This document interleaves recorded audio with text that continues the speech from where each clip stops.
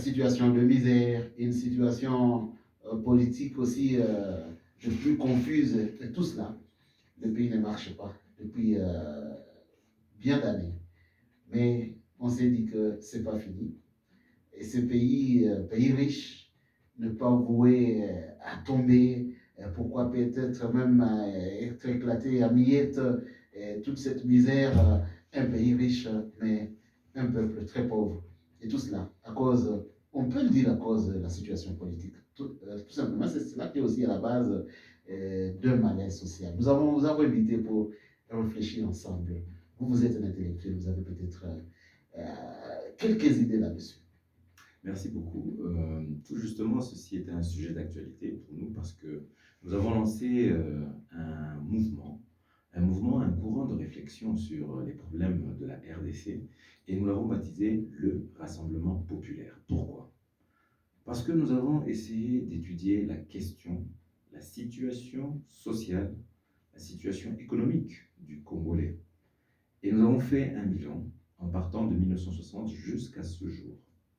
Et en cherchant les origines, les causes de cette situation, nous en sommes arrivés à une conclusion qu'on peut dire qui est sans appel. Notre situation aujourd'hui est le fruit ou la conséquence de ce qu'on peut appeler les choix politiques. Les choix de nos politiciens. En d'autres termes, le problème du Congo, c'est sa classe politique. Une classe politique qui ne se renouvelle pas. Ce sont les mêmes clubs d'amis, du népotisme, les mêmes clubs de notables qui, depuis que le Belge est parti, sont en train de nous balader à gauche, à droite, avec des histoires pour nous endormir. Ils ont eu le temps de pouvoir faire ce qu'ils devaient faire.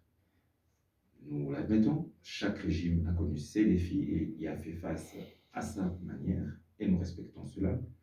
Mais à un moment donné, il faut savoir dire que on n'en peut plus, nous n'avons plus de ressources, nous sommes incapables. Et parce qu'ils ne vont jamais de même rendre le tablier, il va falloir leur demander poliment, à défaut, et balayer.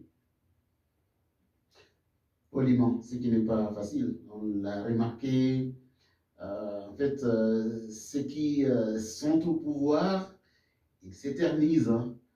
Cela a toujours été le cas depuis le début de ceux qui ont dirigé le pays, comme ceux qui ont dirigé plusieurs pays en Afrique et pas tout au monde, quand ils sont au pouvoir, malgré le choix démocratique, ils doivent manigancer des fois sur la constitution, si ce n'est pas même par les armes pour pouvoir y rester.